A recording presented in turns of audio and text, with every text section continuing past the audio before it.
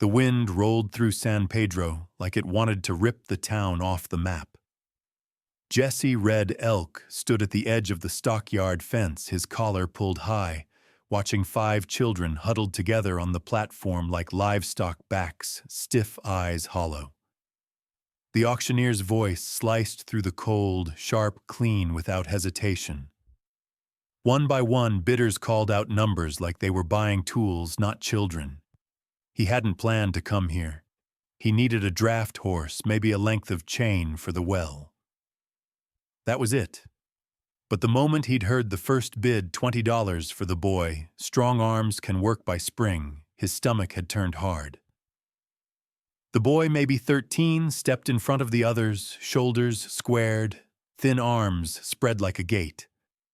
Behind him, a girl held 2 smaller boys, and the youngest, a girl who couldn't have been more than 4, clung to her sister's neck and cried without making a sound.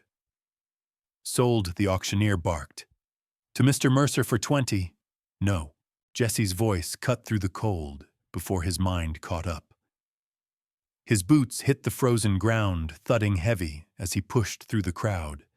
The air smelled of manure and wood smoke, but under it Jesse could smell the burn of injustice, the sharp rot of something sacred breaking. "I'll take all 5, he said. The auctioneer blinked. Sir Jesse stepped up to the platform, pulling out the crumpled bills from his coat pocket. $75. Every cent I've got. That's more than triple what he just offered for the one. Mr. Mercer turned, his polished boots snapping against the boards. His gold watch chain glinted in the sun. "I've already purchased that boy," he growled. Jesse didn't even look at him. His eyes were on the children. "I said all 5. One price." "They're children," Mercer spat. "Not silverware." "Then stop selling them like they are." A murmur spread through the crowd, heat rising beneath breath. On the platform, the oldest boy never moved. He just stared at Jesse like he'd seen this before too many times. Like hope was something that died young. The auctioneer, red-faced, trembling, now glanced toward a thin man in a brown bowler hat, standing with a leather folio under one arm. "Search," the man said, stepping forward. "I'm Franklin Tate, placement coordinator for the Territorial Child Welfare Bureau. These children lost their parents to fever last month. They need structure, stability, and homes. We have protocols. You had a gavel." Jesse's voice was low, but it cracked through the cold like a rifle shot. "And that boy was just sold like a pair of boots. Don't talk to me about protocols. This is a legal process. Is it Jesse held out the money? Because this looks like a damn auction, and I'm making an offer." Tate's face twitched. "You're not married. You have no experience with children. You live alone in a remote region. How do we know you can care for them? I've got a roof, I've got food, I've got heat." Jesse's voice rose. "And I've got no one telling me to cut up a family for convenience." Mercer stepped forward again. "This man is unstable. He doesn't even know their names." Jesse turned on him. "But I know this breaking them apart will kill what little's left of them." The silence that followed was sharp. Wind scraped through the posts and carried whispers like dry leaves. On the platform, the little girl had stopped crying. She stared at Jesse like she wasn't sure if he was real. Tate hesitated. Mercer opened his mouth, but Jesse was faster. 75, he said. "Now. Or I walk out of here and write a letter to every newspaper in the territory about how your placements are conducted with a gavel and a price tag." The crowd didn't move. Neither did the children. Tate stared at the bills, the cold, the witnesses. "Fine," he said through clenched teeth. "But you'll sign the papers, and there will be inspections. Regular ones. Any sign of unfitness, you'll get your papers." 20 minutes later, Jesse walked out of the stockyard office with numb fingers and empty pockets. The documents felt heavier than they should have. Legal guardianship, temporary, reviewed quarterly, signed by a man who hadn't once looked the children in the eye. The kids were still on the platform, still holding hands like a chain that refused to break. Jesse stepped into the frozen yard. His boots echoed. Every pair of eyes turned to him. The boy stepped forward again, slow, controlled. "You the one who bought us, I'm the one taking you home. All of us," his voice was flat, tired. "All of you. Together." For how long? Jesse blinked. That question hit harder than any blow. For how long? Like the answer was always temporary. For as long as you need. The boy didn't move. Behind him, the girl clutched the little ones tighter. The 4-year-old had stopped crying, but her small face was blank now. Drained. Jesse crouched at the foot of the steps. "My name's Jesse Red Elk. I got a ranch about 15 miles north. It ain't fancy. Roof leaks sometimes. Stove works. Food's hot. I'm not gonna lie to you, I ain't rich and I don't know what I'm doing. But I just spent every dollar I had to keep you 5 together. So I'm either a fool or I mean it." The boy studied him. He looked too old for 13, too hollow. But then slowly he reached out. "I'm Caleb." His hand was cold, calloused. Jesse gripped it like it mattered. "All right, Caleb." "Who else?" Caleb turned. "That's Emma, Luke, Benji. And the little one's Nessa." Jesse nodded. "Good. Let's go." The wagon ride was quiet. The wind was cruel, cutting across the ridges and pushing snow across the trail like it wanted to erase it. Jesse didn't speak. He drove with frozen hands and tighter thoughts. The children sat huddled together in the back, just as they had on the platform. Caleb never took his eyes off the road behind them. 3 hours later, the outline of his ranch appeared through the dusk. Chimney smoke twisted upward from the old cabin, a dark dot against the snow-draped world. Emma looked up. "That's it?" she asked. Not hopeful. "Just cautious. That's home," Jesse said. The wind picked up again. The wagon groaned under the weight of cold silence and too many memories. But the cabin was there. And this time Jesse thought the door wasn't opening for 1. It was opening for 6. "You can't just drop us here and expect us to call it home." Snow had already started falling again when Jesse pulled the wagon to a stop in front of the cabin. The sky had darkened to a slate gray, and the air tasted like steel. He climbed down, stiffly, his knees aching with the cold and the hours of silence. The children didn't move. They just stared at the squat, weathered house like it might vanish if they blinked too long.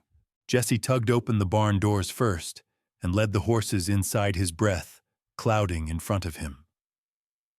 When he came back out, Caleb was helping Nessa down from the wagon, careful as if she were made of glass. Inside the cabin, it was dim but warm. The iron stove in the center radiated heat, a kettle hissing softly atop it. Jesse lit the lamps, their flicker revealing walls lined with shelves, hand-hewn furniture, and a pair of worn chairs near the hearth. "It's not much," he said, brushing snow from his coat. "But it's dry. Stove works hard. We'll make it through." Emma hovered by the door, arms crossed tightly over her chest, her eyes scanning the room like she was taking inventory for a reason to run. Luke and Benji edged in behind her, clutching each other's sleeves. Only Nessa moved freely, wandering toward the fire like a moth, her tiny boots leaving damp prints on the wood floor. "You live here all by yourself?" Caleb asked. Jesse nodded, shrugging off his coat. "For the last 6 winters." "You got food?" Caleb's tone wasn't challenging, just blunt, like he didn't have room for polite anymore. Beans, cornmeal, dried venison, couple sacks of flour. Had a deer walk onto the lower field 3 days ago. Dried the meat in the smokehouse. You hunt when I need to. Caleb glanced at Emma, who still hadn't moved from the threshold. "We ain't looking for charity," she muttered, her voice sharp. "We can work. I know you can." Jesse gestured toward the hearth. "Sit. Get warm. Then we'll talk about chores." Luke and Benji dropped onto the floor near the fire, tugging off their gloves. Caleb followed, slow, cautious. Emma stayed rooted. "You gonna tell us why?" she asked suddenly. "Why you did it?" Jesse looked at her. "Because no one else was going to." "That's not enough." He didn't argue. He just poured water into a basin and started slicing bread from a loaf he'd baked that morning. After a moment, Emma stepped inside and closed the door behind her with a soft click. They ate quietly, bread, some hard cheese, warm water, with a splash of molasses for taste.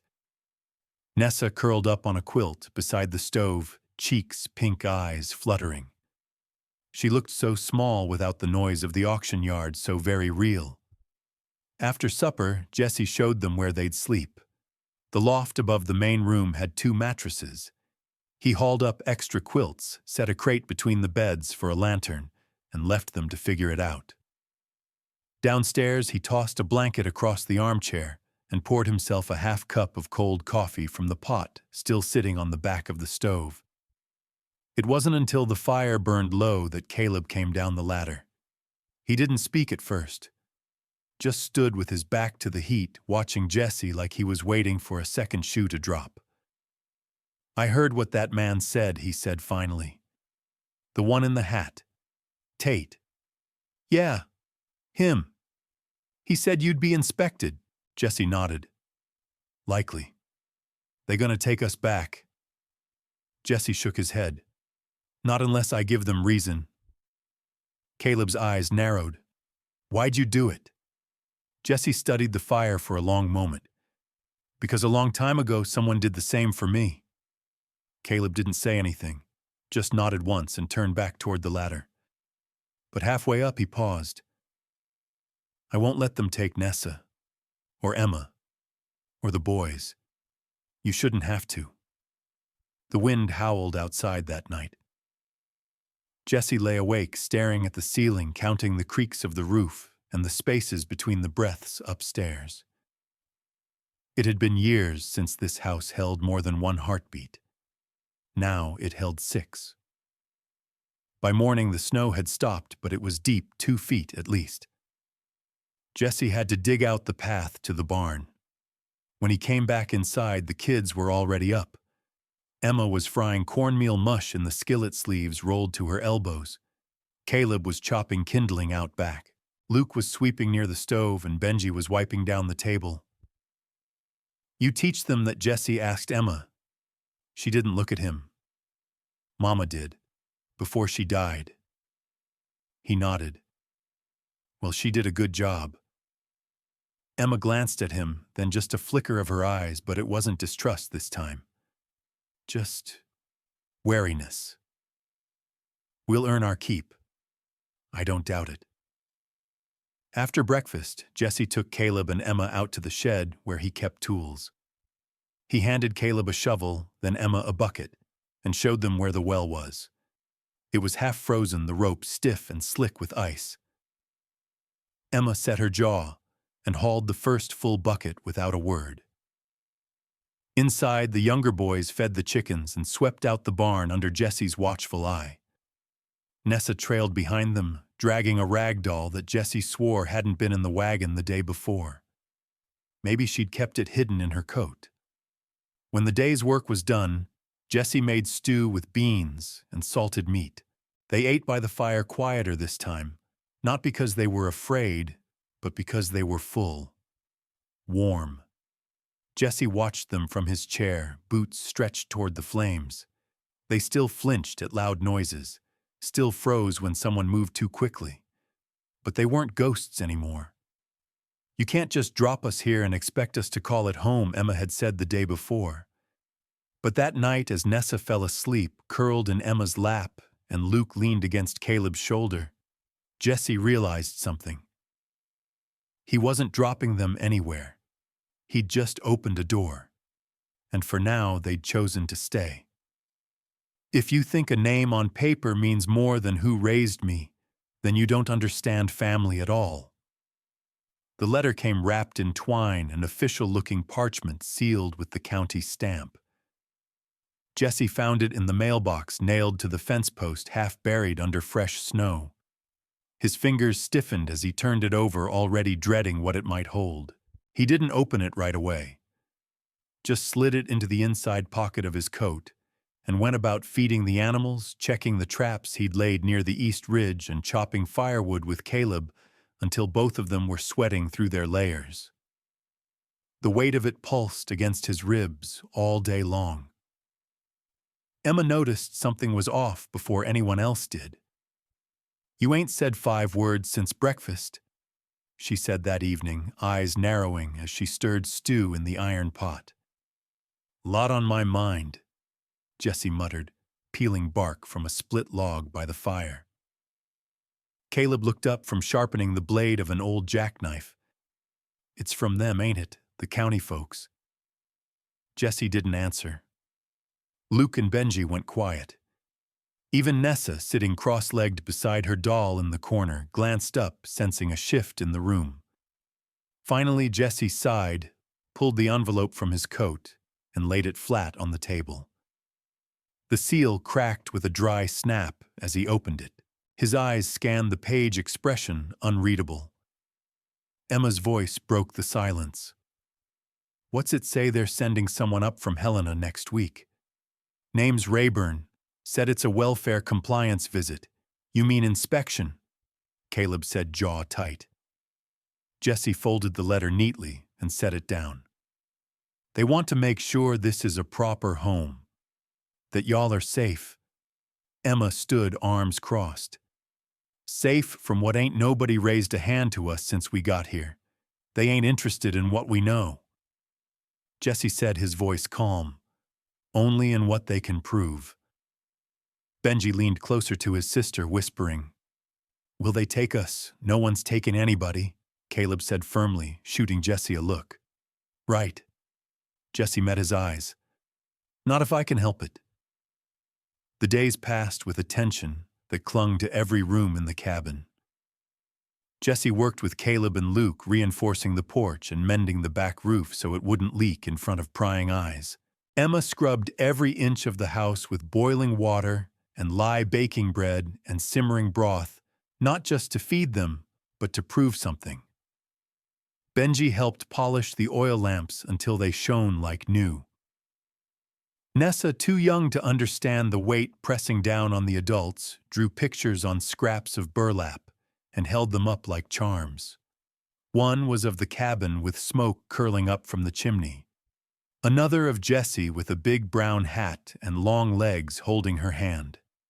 On the 3rd day, Doc Hazelwood arrived from across the ridge, stomping snow from his boots and shaking off his coat. Jesse had sent word through a neighbor that he needed a statement, someone to vouch for the children's health and living conditions. "They're sturdy," Hazelwood said, after examining each child, checking ears and throats, tapping knees, and feeling for warmth in their palms. "Better fed than most kids I see." "Emma's got a bit of a cough, but nothing some honey and steam won't fix." He turned to Jesse. "This Rayburn, he the law social services, claims to be." Hazelwood grunted. "You want me here when he shows up if you can spare it." "Then I'll be here." Jesse clapped the man's shoulder, his gratitude too heavy for words. That night, after everyone had gone to bed, Caleb stayed by the fire. Jesse sat in the old rocker watching the flames lick the iron belly of the stove. "You worried?" Caleb asked.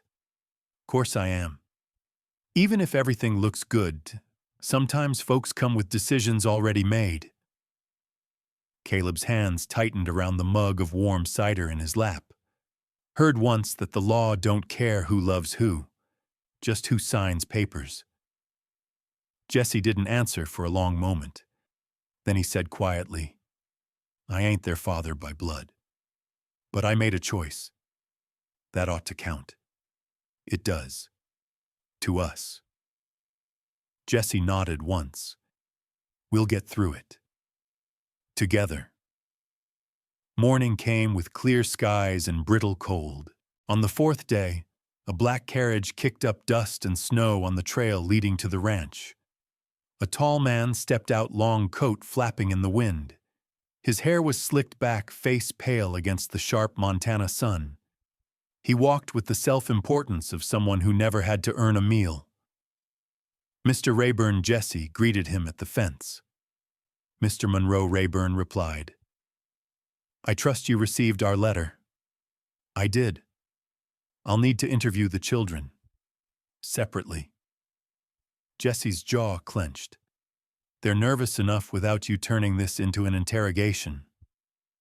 Rayburn gave a tight smile. "We'll keep it civil." He started with Emma. She sat on the front steps, arms folded, her jaw set. Rayburn asked where she slept, what she ate, whether she felt safe. Emma answered every question with clipped precision, never lowering her eyes. Then came Caleb. Then Luke. Benji clutched Jesse's hand before walking outside, cheeks pale. Rayburn saved Nessa for last. Inside the cabin, she sat on the floor beside her doll and blinked up at the stranger with solemn brown eyes. "What do you like about living here?" Rayburn asked. Nessa looked toward Jesse. "He don't yell." Rayburn raised an eyebrow. "Who did before?" She shrugged. "A man." Jesse swallowed hard. Later, Rayburn stood in the yard, flipping through his notebook. "They seem adjusted, healthy, but questions remain. You're not a blood relative. You have no legal standing." Jesse folded his arms. "Then make it legal. Adoption requires a lengthy process. Approval, resources. There are other families, wealthier ones, who might be better equipped." "They weren't there," Emma said sharply, stepping forward. "None of them were there when we were starving or cold or scared." Jesse was. Rayburn's eyes narrowed. "And who are you to speak for your siblings? I'm the one who kept them alive when the world gave up." Her voice cracked. "If you think a name on paper means more than who raised me, then you don't understand family at all." Rayburn looked between them, his mouth pressed thin. "I'll be in touch," he said. The carriage rolled away in a cloud of ice and dust. Jesse watched it go, hands clenched in his coat pockets. Inside, the kids gathered around the fire. Nobody spoke. Not until Nessa climbed into Jesse's lap and rested her head on his chest, like it had always belonged there. "We did good," Caleb said softly. Jesse nodded, but his eyes were on the window. The storm wasn't over yet. "You ever stood between a coyote and a lamb, knowing you only got seconds to choose who you are?" The wind carried a fresh layer of snow across the fields, smoothing over the tracks the children had made earlier as they gathered firewood. The air was brittle quiet, in a way that made the mountains feel like they were holding their breath. Jesse sat at the table, staring at the worn grain of the wood fingers laced tight. Doc Hazelwood's note sat beside him, neatly folded, stamped, and signed. It stated clearly the children were in good health, emotionally sound, and well cared for. But Jesse knew it wasn't enough. Rayburn's visit had left more than just frost on the windows. It had left a kind of silence that settled over the household, like an unwelcome guest. Emma was the first to speak of it. "He's gonna take us, isn't he?" "No," Jesse said firmly. "Not if I've got anything to say about it." But words were brittle things against systems that didn't care. Jesse had known that since the war, since losing folks to ink and orders written in offices far from the blood and dirt of the field. He knew they needed more than just a clean house and warm beds. They needed proof, paperwork, authority. The next morning, Jesse rode into town. The snow had hardened to a thin crust of ice over the trail, the kind that made every hoof step careful and sharp. He tied up outside the courthouse and stepped inside the warmth of the potbelly stove, doing little to soften the stiffness in his shoulders. Marla Penrose sat behind the front desk, adjusting her spectacles with one hand and smoothing the ledger with the other. She looked up as he approached. Well, if it isn't Jesse Monroe, she said. Haven't seen you around these parts since the cattle drive last spring. Need to file for guardianship, he said, getting right to it. Marla blinked. Children yours, no, but they're mine just the same. She nodded slowly and reached under the counter for the proper forms. You'll need character witnesses, land proof, income, and the state will want a home study. They already sent someone for that. Rayburn. Rayburn, her eyes narrowed. That man don't scare easy, and he sure don't bend. I don't need him to bend, Jesse said. I need to make sure those kids stay together. Stay with me. Marla handed him the papers. You've got 3 days before the case review reaches the district office. After that, it's out of my hands. Jesse didn't sleep much that night. He filled out every line with care, printing names like Emma, Caleb, Luke, Benji, and Nessa in block letters. He wrote about their chores, their schooling, their kindness. He told the truth about their history and the lies he'd told to shield them. Then he rode to the next town over to get Doc Hazelwood's affidavit notarized. By the 3rd morning, he had a thick envelope ready, sealed, addressed. The courthouse flag fluttered in the wind as he stepped inside again. But trouble was already waiting. Rayburn stood at Marla's desk, arms crossed, lips pursed like he'd bitten into something sour. When he saw Jesse, he didn't smile. You intend to fight this? Rayburn asked. Not fight, Jesse replied, handing the envelope to Marla. Just doing what's right. Rayburn took a step closer. You're a single man with no kin, no legal background, barely a paper trail. This isn't a stable household, it's a charity case. Jesse's fists clenched, but he didn't raise his voice. You ever stood between a coyote and a lamb knowing you only got seconds to choose who you are? He said. 'Cause I have, and I didn't flinch. Rayburn's jaw tightened. This is about law, not sentiment. Marla cleared her throat sharply. He's within his rights to file. Rayburn glanced between them. We'll see what the board says. Back at the ranch, the children sensed something had shifted. Jesse tried to keep his face calm, but his hands trembled as he ladled soup into their bowls. Caleb watched him with narrowed eyes. He's gonna fight you harder now. Then I'll push harder, Jesse said. That night, Emma climbed down from her loft and found Jesse outside, standing in the snow, staring at the horizon, as if waiting for the sun to rise. I can talk to them, she said. If they want to know who kept us alive all those months, who stayed when no one else did, I'll tell them. Jesse turned. You shouldn't have to carry that. She stepped closer, voice trembling. I already do. He pulled her into a hug, holding her tightly beneath the starlit sky. Then we carry it together. Over the next 2 days, they prepared. Jesse called in favors from neighbors Old Man Dorsey, who'd watched Jesse rebuild the north fence line by hand. Widow Ramsey, who often traded preserves for firewood. Even Alma Sinclair, the retired teacher who'd helped Emma learn her letters by oil lamp. Each one wrote a letter. Each one signed their name. When the county board met, Jesse was ready. They gathered in the town's only meeting hall, long wooden benches, a single stove in the corner. The air thick with the smell of coffee and tobacco. Rayburn sat at the front with a slim folder of papers. Jesse stood alone facing the panel of 5. He handed over the packet. Sworn statements, deeds, testimonies. Then he spoke. I didn't plan to be a father, he said. But when 5 children were left in the cold with no one to claim them, I stepped forward. I didn't do it because I wanted gratitude or because I thought I'd be good at it. I did it because someone had to. He paused, letting the words settle. They've taught me more about family than I ever knew. About courage, loyalty, sacrifice. They are my responsibility. But more than that, they are my heart. Rayburn didn't look impressed. But the board listened, and when Jesse turned toward the bench, he saw them Emma, Caleb, Luke, Benji, and little Nessa all seated quietly, faces pale, but eyes shining. Behind them stood Doc Hazelwood, widow Ramsey, and a dozen others from the valley, who'd come not out of duty, but because they believed in what Jesse had built. He didn't speak again. He didn't need to. Outside, the snow had stopped.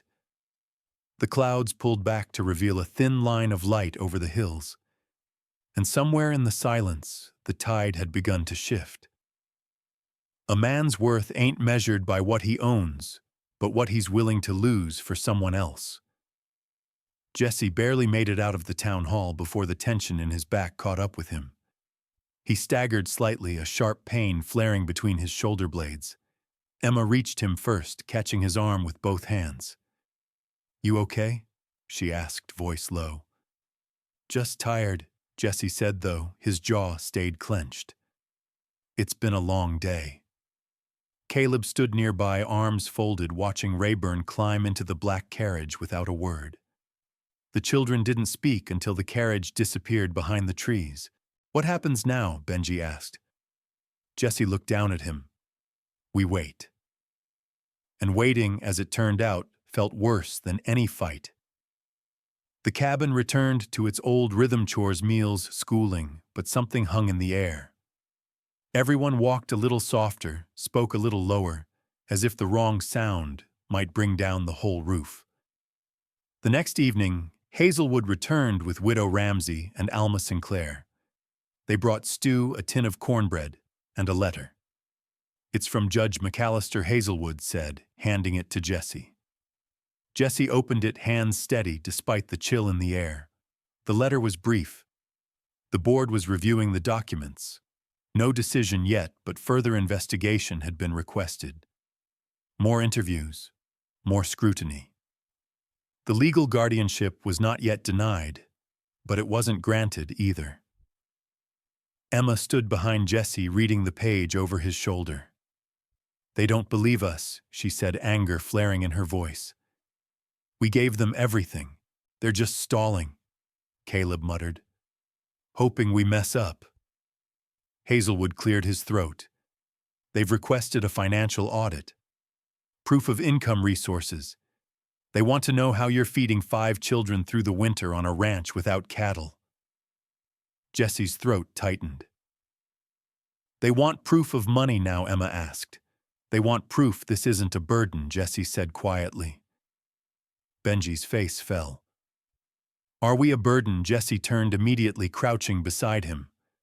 "No, don't you ever say that. This ain't about you. It's about rules. Paperwork. But we don't have money," Benji whispered. "Not much," Jesse agreed. "But we got each other. And we got grit. Sometimes that's what you lean on." The room was quiet save for the snap of the fire. Alma set her knitting down in her lap. "There might be a way." Everyone turned to her. "There's still a timber claim registered in your father's name, Jesse. Up past Ash Hollow. 30 acres. Hasn't been touched in years." "That land's nothing but rock and trees," Jesse said. "It ain't worth much." Hazelwood raised an eyebrow. "To the right buyer it is, especially with lumber mills paying top dollar come spring." Jesse looked down at the floor, jaw tight. "That land was my father's, left to me with a note that said, 'Hold it for hard times.'" "Sounds like hard times to me," Alma said. The next morning, Jesse saddled the mule cart and packed a small satchel with jerky, a canteen, and his father's old surveying maps. Caleb insisted on going with him. Luke begged too, but Jesse needed someone home to help Emma and tend the livestock. "You bring it back," Luke said, pressing the folded letter from the judge into Jesse's coat pocket. "I'll bring something back," Jesse said, squeezing the boy's shoulder. The trip to Ash Hollow took a full day on foot, navigating narrow trails iced over from recent storms. Caleb walked beside Jesse in silence, matching his pace even when the trail twisted upward. By sundown, they reached the edge of the property. Pines stood tall and thick, crowding the sky. The air smelled of sap and cold iron. They set up camp under a rocky outcrop. Jesse unrolled a blanket near the fire, then pulled out the old map. "My father used to talk about this ridge," he said. "Said the trees up here grew slower, tougher, worth more." "Then why didn't he sell it?" Caleb asked. "Pride. Legacy. Same reason most men don't let go of things." Caleb stared into the flames. "You gonna let it go?"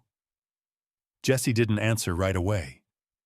"You ever stood between a coyote and a lamb, knowing you only got seconds to choose who you are?" Jesse had said those words just days earlier, but now they echoed differently in his mind. The lambs had names: Emma, Caleb, Luke, Benji, Nessa. And the coyote didn't always come with fangs. Sometimes it came dressed in law with ink on fine paper. In the morning, they walked the ridge, marking the boundaries, checking the tree density, taking notes. The land was good, untouched. Valuable. By noon, they headed back down the mountain wind, burning their faces, knees aching from the descent.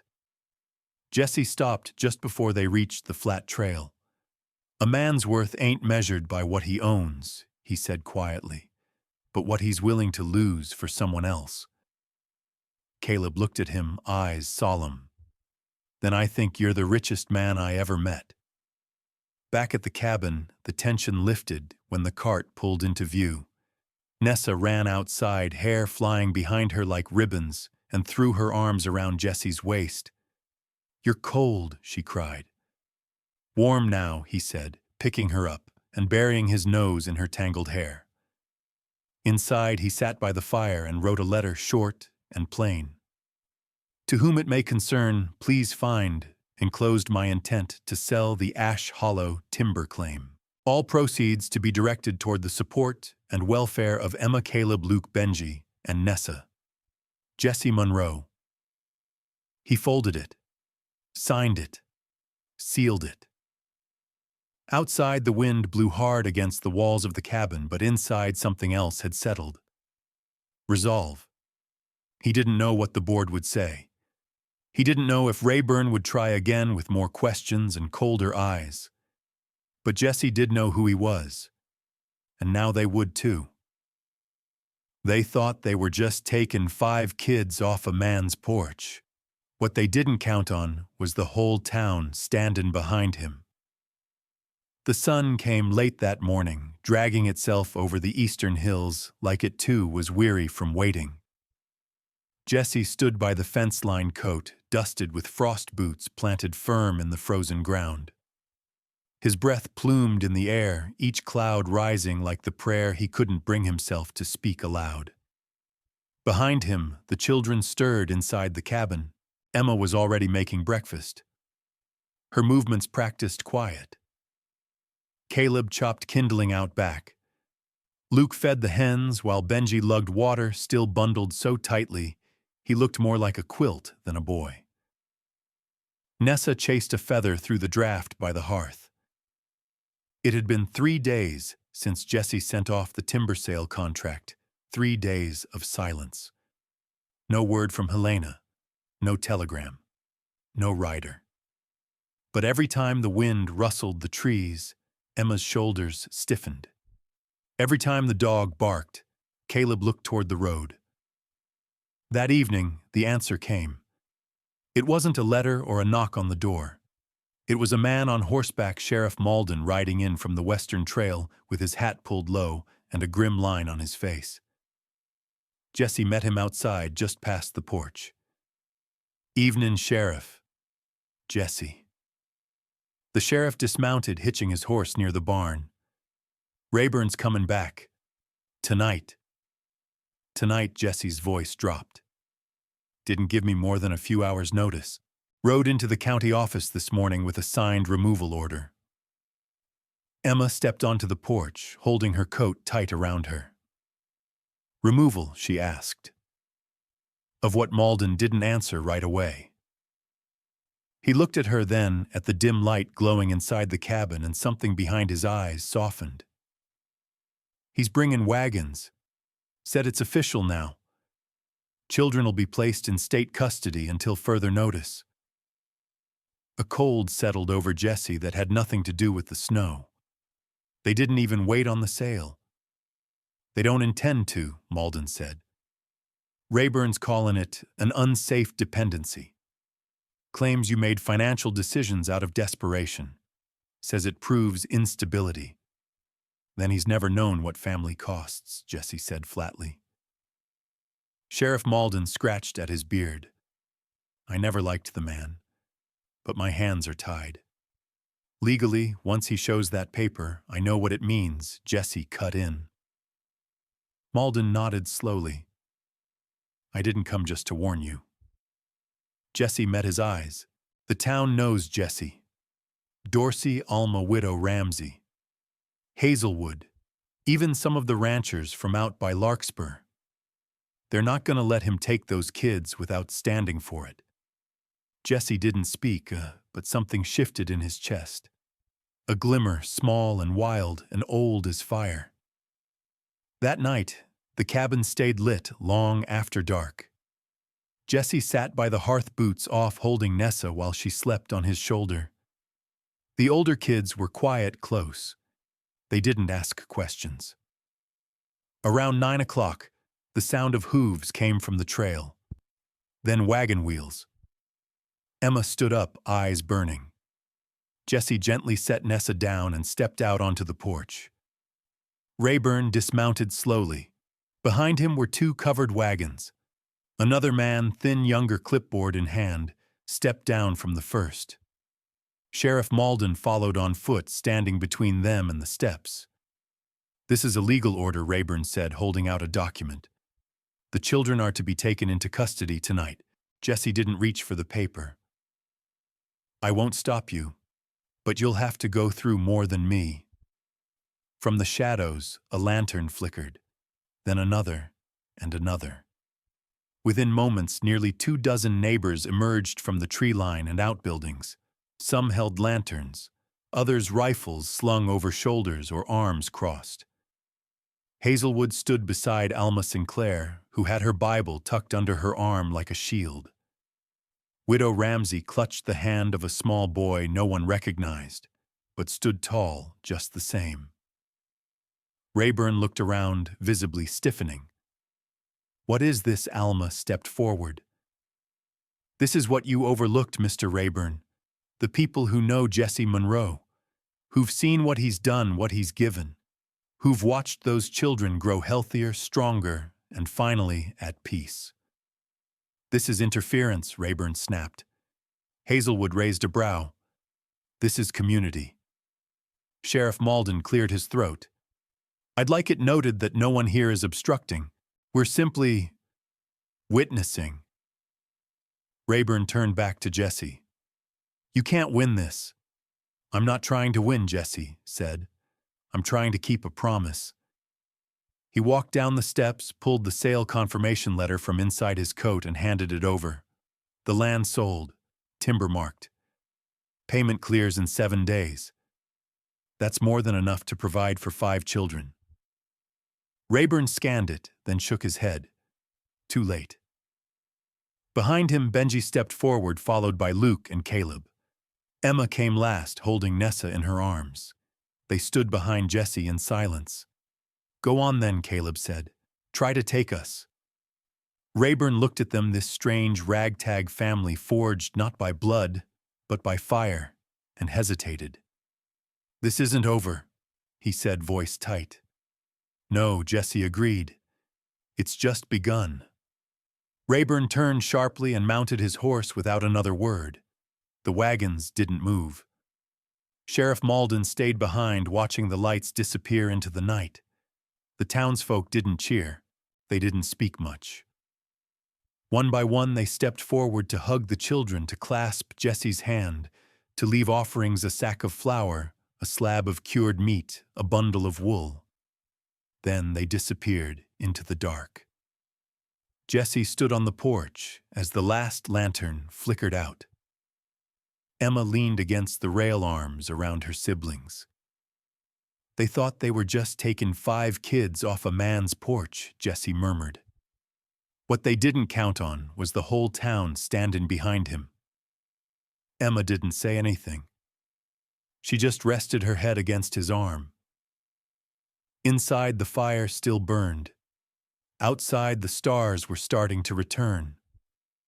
You build a home with more than walls, you build it with choices, and sometimes those choices hurt like hell. The morning after the standoff with Rayburn dawned warmer than it had in weeks. A faint mist curled off the frozen fields as the sun reached over the pines. It should have felt like victory, but Jesse couldn't shake the weight from his chest. Inside the cabin smelled of hot biscuits and wood smoke. Caleb was already hauling firewood. Emma and Benji were elbow-deep in flour.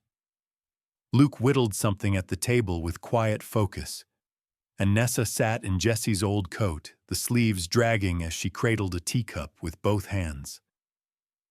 Everything looked normal, felt it too for a heartbeat. But Jesse knew better.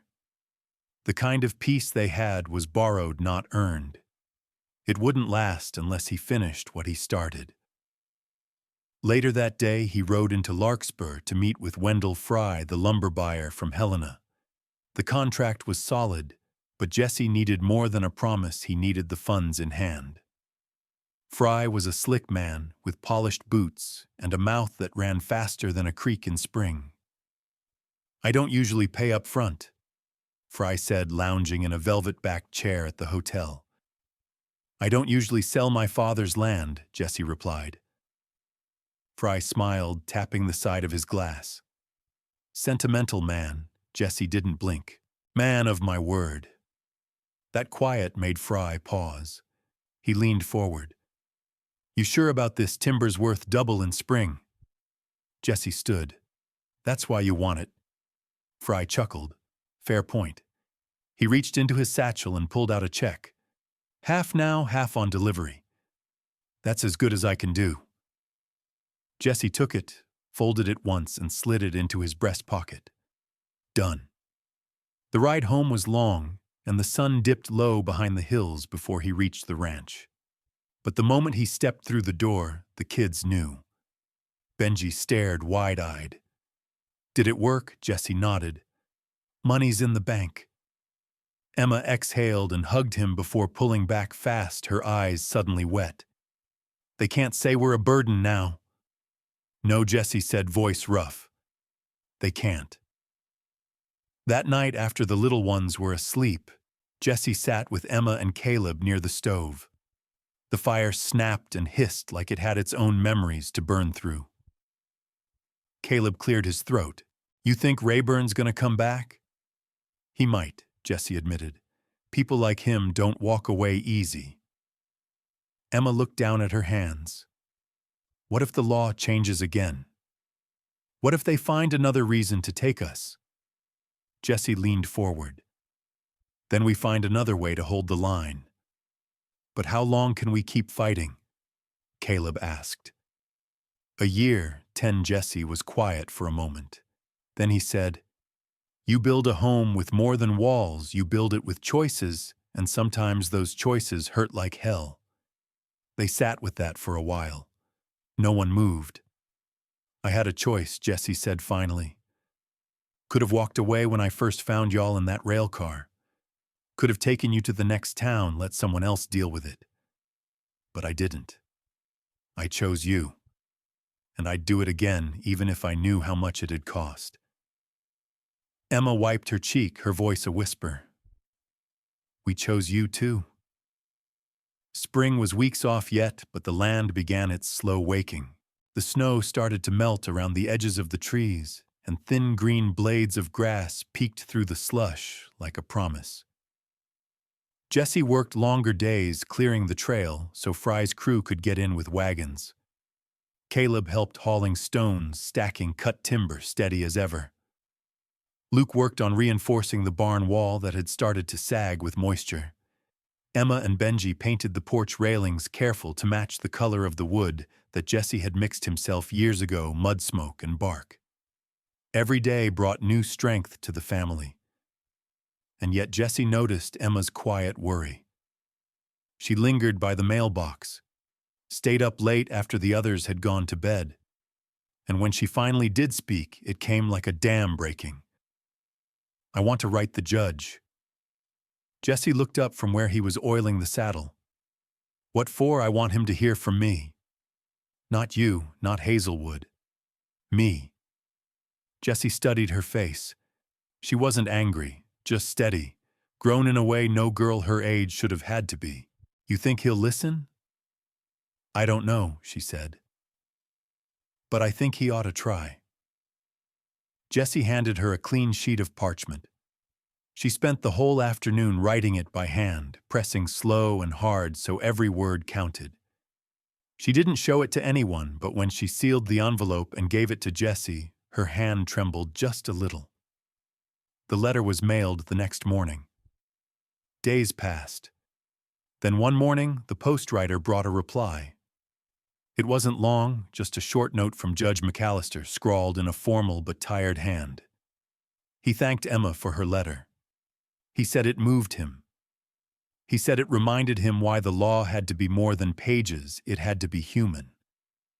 Attached was a signed court order. Jessie Monroe is granted full temporary guardianship pending formal adoption proceedings. Emma stood frozen, reading it twice, lips parted. "Does this mean we're safe?" Benji whispered. "No," Jessie said. "But it means we're together." Caleb looked up at Jessie. "That all you ever wanted?" Jessie smiled, a line deepening near his mouth. "More than I knew." That evening, the sky turned golden, stretched over the valley like a ribbon. Alma Sinclair brought a pie. Hazelwood brought a fiddle. The kids danced on the porch while Nessa clapped along, her giggles spilling out into the dusk like bells. The house still creaked. The roof still leaked near the stovepipe. But no one noticed anymore. Because for the first time in months, maybe years, it wasn't just a place to stay. It was home. Sometimes a storm don't show up in the sky, it shows up in a letter folded neat like it means no harm. The spring thaw had finally begun its quiet work on the land. The hard edges of winter softened. Runoff trickled down the ridge, feeding the muddy veins that wound between fence posts and under the low eaves of the barn. The cabin smelled of sap and fresh-cut pine again. New life. New season. Jessie had begun sleeping easier. There were still early mornings, long chores, and occasional worries, but for the first time in months, the nights no longer hummed with dread. The court order granting temporary guardianship sat framed on the mantel not as a trophy, but as a shield. Emma had cleaned around it like it was holy, but peace, Jessie had learned, was a fragile thing. It didn't announce its departure. It just slipped out the back door when no one was watching. The letter came on a Tuesday. Jessie was out mending the pasture fence when Emma came running bareheaded in the cold wind, envelope flapping in her hand. "It's from Reborn," she said, cheeks flushed. He wiped the sweat from his brow with his sleeve and took it without a word. The paper was heavier than it should have been. The seal, county stamped and cruel, stared up at him like it knew what it carried. He opened it on the trail under a sky just beginning to bruise with clouds. The content was brief, just a single sheet. "We regret to inform you that a biological uncle, Mr. Francis Dane, residing in Spokane County, Washington, has formally filed for custody of Emma Caleb Luke Benjamin and Vanessa Webb. Legal review is underway. Expect a hearing within the month." The ink might as well have been fire. Jessie stared at the words, letting them sink into his bones one at a time. Uncle. Filed for custody. Hearing. His fingers curled around the letter, crumpling the bottom half. He stood there a while, the wind tugging at the hem of his coat. When he finally turned back toward the cabin, Emma was still waiting. "What is it?" Jessie couldn't find the words. He just handed her the page. Her face shifted as she read. Shock. Then confusion. Then a sharp exhale as if something had been knocked out of her. I thought we were past all this, so did I. Who is he? Jesse shook his head. Never heard the name. They told the others that evening, gathered close around the stove. Why now? Caleb asked. Where was he when we were starving in that church basement? Emma's voice was tight. Where was he when Ma died, when we were splitting one loaf of bread between 5 of us? Benji's eyes filled. I don't want to leave. You're not, Jesse said, though it came out rougher than he intended. Luke frowned. But if the judge thinks we should... Jesse stood slowly, voice low but firm. We've come too far to be torn up by someone who only remembered your names after the law put it in the papers. If this man thinks he can step in now, he's got another thing coming. That night, Jesse sat at the kitchen table long after everyone else had gone to bed. He laid out every document he had, court papers, letters from neighbors, medical reports, school records Emma had helped him compile. Proof of home, proof of care. But paper could be twisted, and he knew that. He stared into the dim flame of the oil lamp and whispered to no one. Sometimes a storm don't show up in the sky.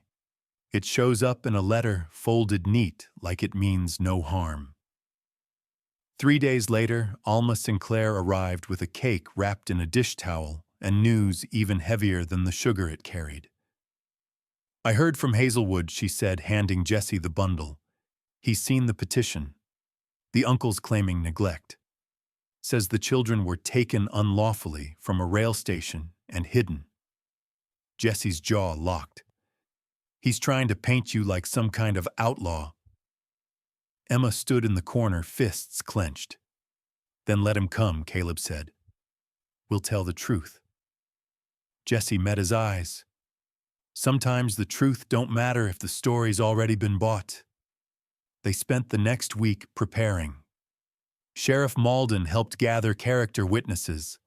Alma and Widow Ramsey wrote personal statements. Hazelwood began drafting an affidavit to dispute the neglect claim, outlining each child's medical improvements since arriving at the ranch. Emma rewrote her letter. Longer this time, more pointed, more personal. And Jesse, he did what he always did. He worked. He repaired the chicken coop, shoveled the last of the snow from the barn roof, and helped Luke build a better fence post system out by the orchard. Every nail he drove into the earth felt like another vow. Every plank laid down said, we are staying. This is ours. One evening, as they all sat around the fire, Jesse pulled out a faded photo from a drawer. It was of the Webb children's mother, young, tired, but smiling. She stood in front of a church, Emma on her hip, Caleb clinging to her dress. I didn't know her long, Jesse said. Met her once when she came through town. But she looked me square in the eye and asked if I thought the world could still be kind. No one spoke. She didn't ask me to take y'all in, he went on. But she didn't have to. Emma touched the photo, her voice low. She wouldn't want us with anyone who wasn't there when it mattered. Jesse looked at her. Then we fight. When the court date came in the mail, a thick envelope with a stamp from Spokane. Jesse didn't flinch. The children wouldn't just be names in a ledger. Not this time. They'd be heard. They'd be seen. And Jesse would be standing right behind them. You don't get to show up late and call yourself kin. You earn that word same way you earn trust day by day with your hands and your heart. The courtroom in Spokane wasn't large, but it felt like it stretched on for miles. The walls were paneled in dark wood, the windows tall and narrow, filtering in strips of gray morning light. The air held that smell Jesse hated: paper polish and distance. The kind of place where decisions were made far from the soil and soul of a home. Jesse stood just behind the Webb children. They were dressed in their best clothes, scrubbed and pressed. Emma had braided Nessa's hair tight, her fingers trembling only slightly as she tied the ribbon. Caleb had helped Luke with his collar, whispering jokes that made Benji laugh until he hiccuped. But none of them smiled now. Across the aisle sat a stranger in a gray suit, Francis Dane, their uncle. His mustache was trimmed neat. His shoes polished, his hands folded calmly over a folder. He looked like a man who belonged in a bank, not a barn. Jesse watched him quietly. No expression, no warmth. The judge entered and the room rose. Judge Ellen Grafton, silver-haired, sharp-eyed, and with the kind of presence that hushed a room without raising her voice. She looked down at her bench, then over the courtroom. "I've read the filings. Today is for testimony. Facts, truth, not sentiment." The bailiff called the case. The clerk read the children's names. Each syllable sounded wrong in that space, like a hymn sung off-key. Rayburn was there, of course. Always was. Sitting next to Dane with that clipped posture and his ever-present scowl. He whispered something to the man who gave a short nod in return. The first testimony came from Dane himself. He stood straight, hands clasped behind his back. "I am the brother of the deceased Mary Webb. Upon discovering my sister's children had been left in the care of a man with no legal claim, I pursued custody." "And where have you been for the last 2 years?" Judge Grafton asked. "I was working in Tacoma, out of contact. I was unaware of my sister's passing." Jesse saw Emma's jaw tighten. Caleb leaned forward slightly. "You claim you're prepared to take custody of all 5 children?" "Yes. I've recently married. We have a home, stability, income. You've met the children, I have not. But blood calls." The judge scribbled something down.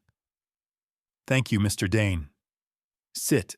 Rayburn then stood to deliver his statement, painting Jesse as well-meaning but reckless. A man who had taken 5 children without process, who lived off unstable income, who made emotional decisions instead of lawful ones. Jesse didn't interrupt. He didn't move. When it was his turn, he stepped forward slowly, boots echoing in the hushed space. He didn't carry notes, just the truth. "I don't have blood claim to these kids. I never claimed to. But I got something else. I got every winter morning I carried water for 'em. Every summer night I sat up with them through fevers and nightmares. I got their trust, and I got their love." The judge looked up. "Do you acknowledge you took custody without legal authority? I took 'em when no one else would, when they were half-starved and scared. I didn't ask for permission to keep 'em warm, and your claim now I filed for guardianship. Then adoption. Paid out of pocket. Sold my father's land to support him. Every penny went to this family." Grafton studied him. "But you aren't family. Not by law." Jesse turned, looking at the children. Emma eyes steady. Caleb fists curled in his lap. Luke holding Benji's hand. Nessa blinking up at him with her thumb in her mouth.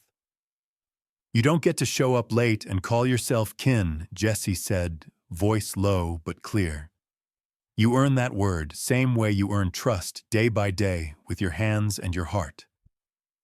The judge leaned back. "Call the children." Each one stepped forward in turn.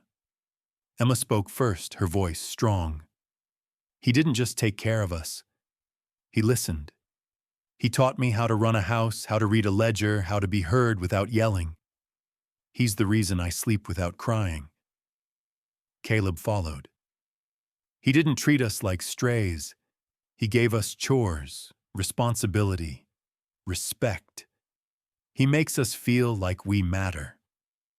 Luke, he fixed my tooth with a pair of pliers and a glass of whiskey. "I know that ain't legal, but it's the bravest thing I ever saw." Benji. He taught me how to whittle, He never yelled. Not once. I know what it's like when a man yells. He don't. Then Nessa standing on tiptoe at the edge of the witness box. He makes pancakes like Ma did. That one landed like a stone in a still pond. Dane shifted in his seat, clearly uncomfortable. The judge called a recess. They waited in a side room, the air close and warm. Jesse sat with the kids on a bench, his hands folded tight. He didn't try to reassure them. He just stayed close. Present. After 30 minutes, they were called back. Judge Grafton looked over her glasses. This court has reviewed the legal filings, heard testimony, and considered the long-term welfare of the children. Biology is not and will never be the sole determinant of parental fitness. Mr. Dane may be family by blood, but family is more than that. She paused, then said clearly, "Custody is hereby awarded to Jesse Monroe with the recommendation that adoption proceedings begin immediately." A breath exhaled through the courtroom, half relief, half disbelief. Rayburn stood stiffly, gathering his papers. Dane opened his mouth, then closed it again. He looked at the children, perhaps expecting something, recognition, acceptance, but none came. They simply turned away, back to Jesse. Outside, the sky had broken open, sunlight pouring across the courthouse steps. Jesse looked down at the children and smiled, small and quiet. "You hungry?" Benji grinned. "Always." As they stepped into the light together, Jesse placed a steady hand on each shoulder, anchoring them in the place where they belonged. Home wasn't a place on a map. It was 5 names said in the same breath as your own. You don't mend a broken family with rules, you mend it with presence, patience, and the kind of love that doesn't flinch when things get hard. The ride home from Spokane was quiet, but not heavy. The kind of silence that came after a storm when all the limbs had been tested, and somehow the tree still stood. Jesse held the reins steady as the children sat in the back of the wagon, huddled beneath blankets, tired but wide-eyed. Benji leaned his head against Emma's shoulder. Luke and Caleb dozed between sacks of flour and crates packed with gifts from a few friendly townsfolk who'd heard their story and wanted to help. Nessa had a ribbon tied to her wrist and was staring up at the clouds like they were trying to spell something. Jesse glanced back at them now and again. Not to check, just to feel the weight of them there. His. Still his. When they finally crested the hill that overlooked the ranch, the children stirred. The cabin sat quiet in the late afternoon light, its roof-patched porch rail straight, and a curl of smoke rising from the chimney. Alma had promised to keep the fire going, and true to her word, the warm smell of bread met them before the wheels even stopped. Hazelwood stood by the barn, waving as they arrived. "Looks like Spokane didn't chew you up after all," he called. Jesse smiled slower than usual. They tried. Inside, everything felt smaller but sweeter. Emma moved through the kitchen like she'd never left it, slipping her boots off and tying on her apron. Caleb pulled the worn rug back into place. Benji fed scraps to the dog. Luke stacked the firewood pile with methodical care, as if proving something. Jesse stood in the doorway, coat still on, and just watched. That night, they ate in near silence. Not from worry, just the kind of peace that doesn't ask for words. Halfway through the meal, Nessa leaned over and whispered, "Does this mean we don't gotta leave no more?" Jesse looked around the table. Each face held a piece of the road behind them and the road ahead. "No, little one," he said softly. "Ain't no one taking you from this table again." The adoption process wouldn't be fast, but it had begun. Grafton's order gave them space to breathe, and Jesse intended to use every inch of it. He sent in more papers, notarized statements, affidavits from Alma and Hazelwood, and even one from Marla Penrose typed carefully on county letterhead. Still, Jesse didn't rest easy. A new kind of weight had crept in the quiet responsibility of proving yourself after the storm passes. Like rebuilding the fence even after the wolves stopped circling. Not from fear, from love. Because love, Jesse knew, wasn't something you just said once and moved on. You had to keep choosing it, especially when the days got long and the roof still leaked when it rained. That spring, the ranch began to change. With the timber sale complete, Jesse paid off the last of his debts. He ordered new shoes for all the children, repaired the barn door with real hinges instead of wire and prayer. Emma got her own desk, which Jesse built by hand from leftover pine, and a stack of fresh notebooks tied with twine. Benji got a new whittling knife, and Jesse gave Luke the old one oiled and sharpened.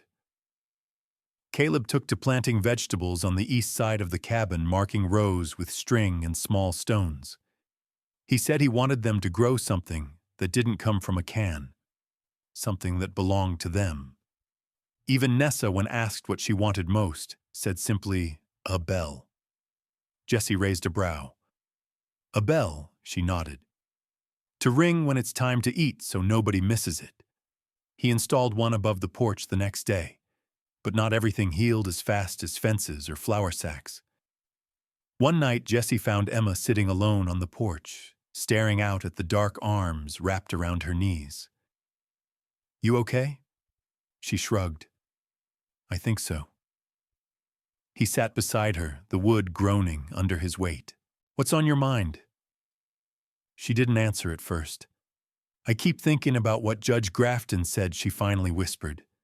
"That families aren't just made by blood, that people earn each other." She was right. Emma nodded. "I believe that. I do. It's just, it still hurts. That someone with our name tried to take us from you like we were property, like we didn't get to say what home means."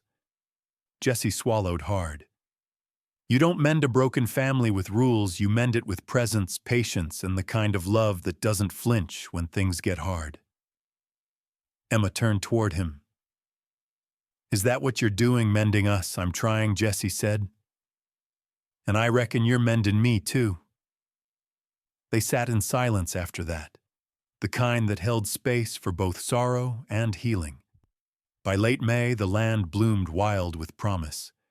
Buttercups sprang up along the creek. The first of Caleb's beans pushed through the soil, and Nessa's bell rang every evening, loud and joyful, summoning everyone back to the table. The adoption packet arrived in early June, a thick manila envelope bearing the state seal, inside a list of requirements, a timeline, more forms. Jesse let out a long breath as he flipped through it. Emma peeked over his shoulder.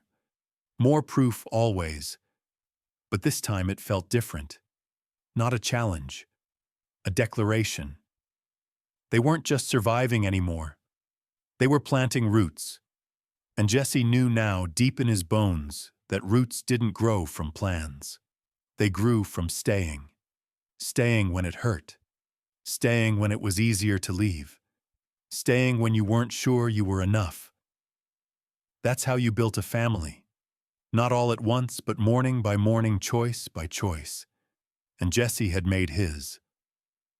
Some names are earned, not given, and the day they called me Dad without thinking about it.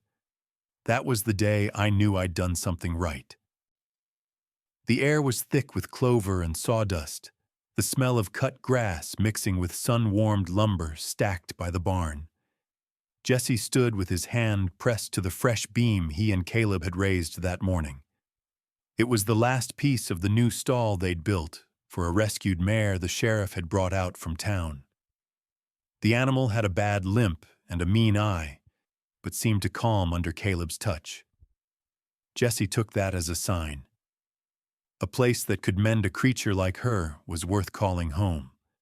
Back at the cabin, Emma was poring over a checklist from the adoption paperwork. The state had sent a social worker named Miss Albright to do an in-home visit, and she'd be arriving in 3 days. That sent the kids into a flurry of activity more intense than any winter storm preparation. Luke swept every board and corner until the whole cabin smelled like pine soap and old wood. Benji organized the pantry alphabetically. Nessa picked wildflowers and arranged them in chipped jars across every windowsill. Emma scrubbed the stovetop until it gleamed like polished stone. Jessie didn't tell them to slow down. Letting them prepare was their way of holding the line. That evening, as the sun bled red across the sky, he found them all sitting out on the porch, tired but smiling. Nessa curled in Emma's lap. "You know, Jessie said when this lady comes, it ain't a test." Emma raised an eyebrow. "Feels like one." He nodded. "I know. But she ain't here to look for mistakes. She's here to see if this is real." Caleb looked up. "And what if she don't see it?" "She will," Jessie said, his voice steady. "You don't hide a family like this." When Miss Albright arrived, she came in a green wagon with polished wheels and a tidy satchel. She was younger than they expected, maybe late 20s, and wore a sensible gray dress with boots that had clearly seen more city streets than dirt paths. She had a polite but unreadable face, warm enough not to scare the kids, but sharp in her observations. The children lined up on the porch like soldiers. Jessie almost laughed but held it in. Instead, he tipped his hat. "Miss Albright." He greeted. "Mr. Monroe," she returned, shaking his hand. "And these are, they'll tell you themselves." Emma stepped forward, hand out like a grown woman. Emma Webb. Caleb Webb came next. Luke Webb. Benji Webb. Then Nessa, who blinked twice and said, "I'm Nessa Monroe." Jessie felt his heart knock sideways in his chest. The others glanced her way. She didn't even notice. Miss Albright raised an eyebrow. Monroe Nessa nodded firm. "I live here. That's our name." Inside, Miss Albright examined everything: the pantry, the sleeping arrangements, the schoolwork Emma had organized in neat folders. She asked the children questions about chores, meals, safety. Benji proudly showed her the co-op. Luke talked about firewood and splitting logs. Caleb took her to the vegetable garden, now flush with sprouts. Nessa led her to the bell and rang it twice just in case supper's ready. Emma handled the rest, poised but honest. When Miss Albright asked what Jessie meant to them, Emma didn't hesitate. "He's not like our old pa. He don't yell or vanish. He shows up every morning. He fixes what's broke even if he's tired. And when we're scared, he listens. That's more father than we ever had." Jessie stood back in the doorway, arms crossed, trying not to let too much show on his face. Miss Albright glanced at him briefly, then back at Emma. "Thank you," she said. That night, Jessie sat on the porch while the kids got ready for bed. The stars stretched like a quilt across the sky. Miss Albright had gone back to town, saying she'd file her report by week's end. Emma came out and handed him a tin mug of tea. She said she was impressed. Jessie nodded, watching the moon rise slow. She said we seemed like a real family. We are. A quiet moment passed. "Benji asked me something earlier," Emma said, leaning on the post. "Oh, he wanted to know if we were allowed to call you Dad when the papers went through." Jessie swallowed hard. "What did you say? I told him we already do." The screen door creaked. Benji stepped outside in his socks, hair sticking up, rubbing one eye. "Jessie," he mumbled. "Yeah, buddy. Can I call you something else?" Jessie set the mug down. "You can call me whatever feels right." Benji climbed into his lap and whispered in his ear, "Okay, Dad." Jessie's throat tightened as he wrapped an arm around the boy. Inside, the others stirred. Luke peeked out the door next, then Caleb. Emma was already watching him. Caleb stepped out, hands in his pockets, trying to look casual. "Guess we ought to match." Luke nodded, grinning. "Yeah. Can't let Benji be the first." Jessie smiled, unable to say anything. just nodded once. Later, long after they'd all gone to bed, Jesse sat alone on the porch boots resting on the top step. The stars blinked back at him. The wind moved gentle through the trees. He didn't need a certificate to tell him he'd earned their love. Didn't need a judge to declare what had already been spoken in whispered words and shared chores and scraped knees bandaged with care. Some names are earned, not given, and the day they called him Dad without thinking about it. That was the day Jesse Monroe knew he'd built something that would outlast him. Something truer than blood. Something called home. I didn't set out to be their father. I just kept showing up until that's who I became. The morning the letter came, the sky was soft, with haze light settling over the pasture like a warm breath. Caleb had already gone out to tend to the horses, and Emma was kneading dough at the table, her sleeves rolled up and face smudged with flour. The bell above the porch swung lazily in the breeze, not ringing, yet just waiting. Jesse was shaving slivers of cedar for kindling when he saw the courier wagon crest the ridge. He wiped his hands, stepped out onto the porch, and waited with the calm of someone who already knew what the envelope carried. The rider handed it over without ceremony. Just a nod and a good luck, Mr. Monroe, before turning back toward town. The envelope was thick, cream-colored, sealed in 2 places. He didn't open it right away, just stood there feeling its weight. Emma wiped her hands on her apron and stepped outside. That it, he nodded. She didn't push, just stood beside him watching the early light break through the mist, the way it always did after rain. Jesse walked inside and laid the envelope flat on the kitchen table. The kids gathered around like it was something sacred. Nessa climbed into his lap. Luke stood behind Benji, arms folded, nervous. Caleb slipped in, last smelling like hay and morning sweat. Jesse looked around the table, the same one where they'd once sat as near strangers, awkward and bruised by life. Now they fit like parts of the same worn quilt. He tore the seal. Emma read over his shoulder. Finalization of adoption, state of Montana. All 5 children legally and permanently assigned to the care and custody of Jesse Monroe. The words blurred for a moment as something hot and quiet rose in Jesse's chest. He passed the letter around. No one spoke right away. Nessa tugged his beard gently and whispered, "Does that mean you're our real dad now?" Jesse met her eyes. "I've always been real, little one. This just makes it official." Benji whooped and ran in a circle around the table. Luke tackled him. Caleb laughed. Emma didn't cry, but her hands trembled as she folded the paper neatly and set it beside the framed guardianship letter. Later, they sat on the porch, eating warm biscuits and apple butter. Alma came by with a tin of honey and hugged each of the children. Widow Ramsey sent over a basket of preserves. Hazelwood rode up on his old gray mare and handed Jesse a cigar. "You earned this," he said. "I didn't do it for that, I know. That's why you deserve it." They lit a bonfire that night, just the family. No big celebration, no crowd. Just the 6 of them, blankets wrapped around their shoulders, marshmallows skewered on sticks, and stories shared under the sky. Luke told the one about the bear cub that wandered onto the porch last fall. Benji swore he'd seen a mountain lion near the garden once, but Emma rolled her eyes. Nessa fell asleep in Jesse's lap again.